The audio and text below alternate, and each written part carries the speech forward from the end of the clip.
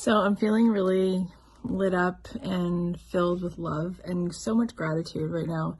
I want to tell you a little story of what happened. So my daughter Maddie, she's 4. She cut her toe. We were at the pool today, and she cut her toe, and it was bleeding, and it was gushing blood, and we couldn't get to stop.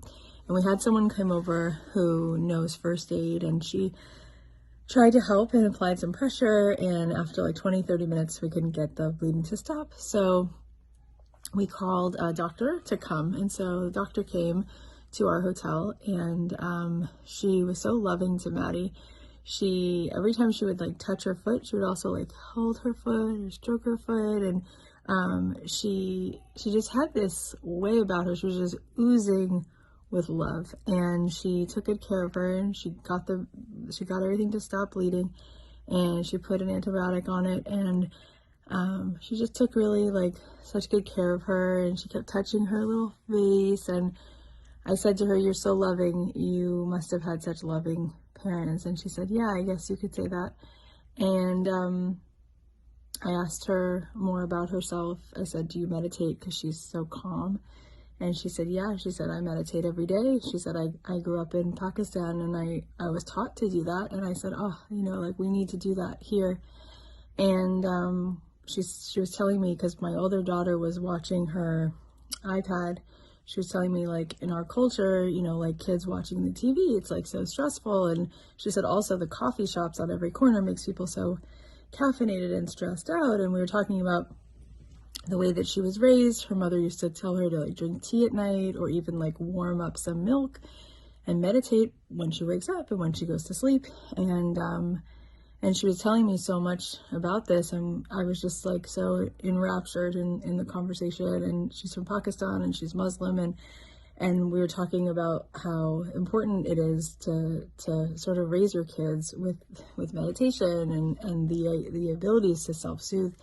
And we just had this beautiful conversation, and she said that, it's so stressful when you wake up in the morning and the first thing you do is check your email. And she said, or you check worse than your email, you check social media and you see what's going on in the world. And she said, and people, sort of talk about things in such stressful ways. And she's a doctor. So she said, there was, with COVID, everything was so amplified, and with the wars right now around the world, everything's so amplified, and the way that cultures are painted, everything's so amplified. And here we were, I'm a Jewish girl and she's a Muslim woman, and we're having these conversations, and she was just like her resonance was just like a bell, just like love. And I just loved her, and before she left, I asked her, I said, "Oh, like I want to take a picture with you."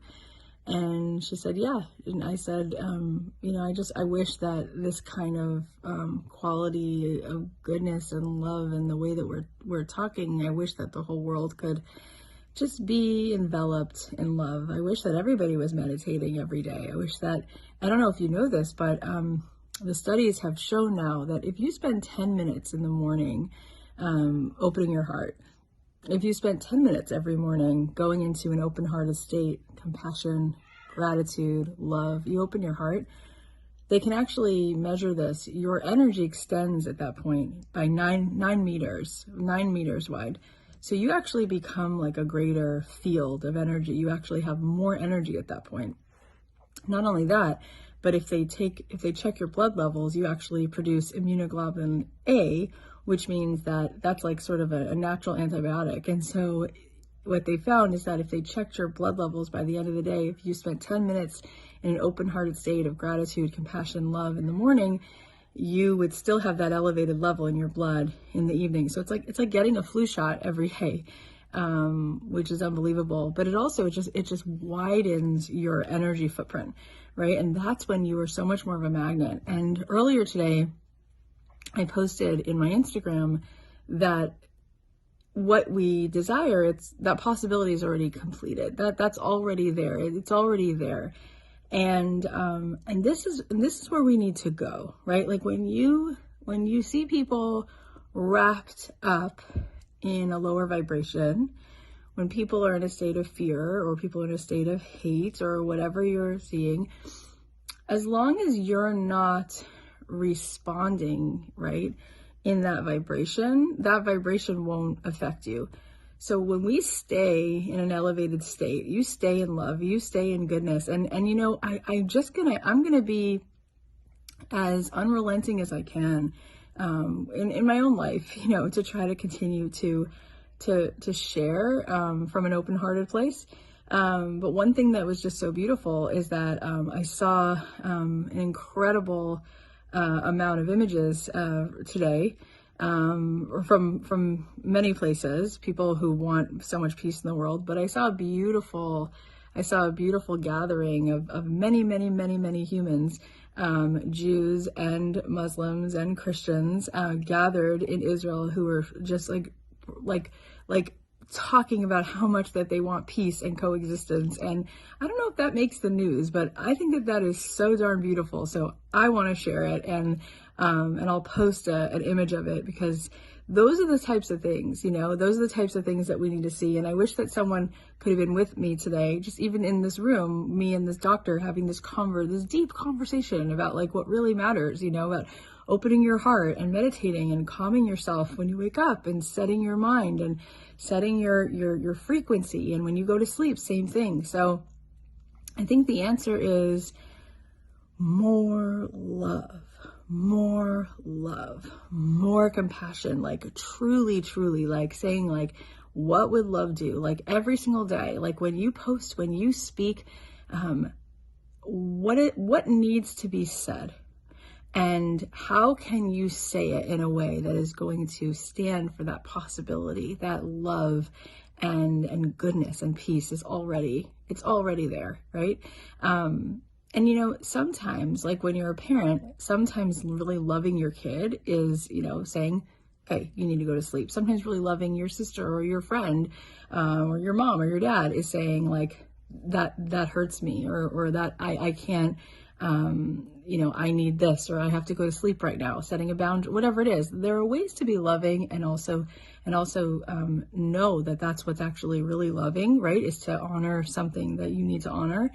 But it has to come from that frequency of like true intentionality, where there to be love and goodness. And I think if we all can work to really resonate from a frequency of love, I think that is felt.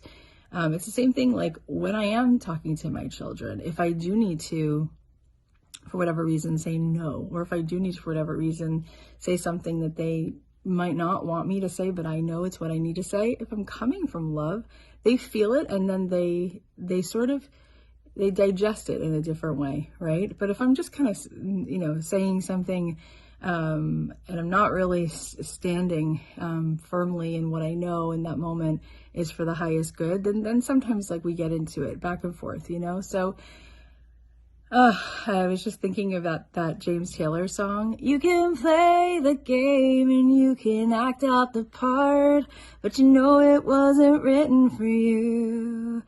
Tell me, how can you stand there with your foolish heart, ashamed of playing the fool? One thing can lead to another. It doesn't take any sacrifice. Oh, father and mother, sister and brother, if it feels nice, don't think twice. Shower the people you love with love and show them the way you feel. Things are gonna be just fine if we only will. You can run, but you cannot hide. This is widely known. What you gonna do with your foolish pride when you're all by yourself alone? Want to tell somebody the way that you feel? You can feel it beginning to ease. I think it's true what they say about the squeaky wheel. Always get in the grease. Better to shower the people you love with love and show them the way you feel. Things are gonna be much better if we only will. Do as I say. I love James Taylor and I love that song, and I love you. And, you know, love, as Rabbi Aaron says, he said, I once asked my wife, Hannah, why do you love me? And she said, I have no reason to love you. And he's like, what does that mean? And she said, if I loved you because of the reason, if I had a reason to love you, then it would be the reason I love you that I love you. She said, I love you, period. I love you not for a reason. I love you because I love you. And as I said, that's what love is. Love is a decision. It's a gift. You just give it to people. I remember walking in Beverly Hills to my doctor years ago. I went through all these years of fertility, so I knew this doctor's office very well. I used to go up to the same doctor's office all the time for these blood work appointments. And there was always this man, homeless man. He would stand outside, rain or shine, and just point to people and say, hey, you're a miracle. Bless you, you're a miracle. Just showering people with love, just such a high vibration. And one day it was raining and I was walking from my doctor back to the car, and I saw him and I handed him the only bill I had in my wallet, which was a $10 bill. And I thought, here you go. And I walked away and I walked into the stairwell that was glass. And so as I walked up, I could see through the window, I could see him as I was walking up, and he was still talking to me like, you're a miracle, you're a miracle. And as I'm walking up the stairwell, I see this other man approaching this man, and this other man looked like, you know, he was really struggling. He was walking on crutches and also appeared to be homeless. And the man I just gave $10 to turns to this other man and he says, hey, here you go. Here you go, man. You're a miracle. Have a blessed day. And I just started crying. I was like, you know, he didn't hesitate. And that $10, he had it in his hand for 35 seconds. He gave it away like that, right? So what could we do to wake up every day and ground ourselves in an open heart?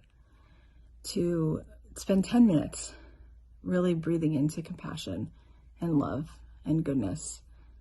What might that do to make your own day better, to affect your immune system, and to possibly make the world better?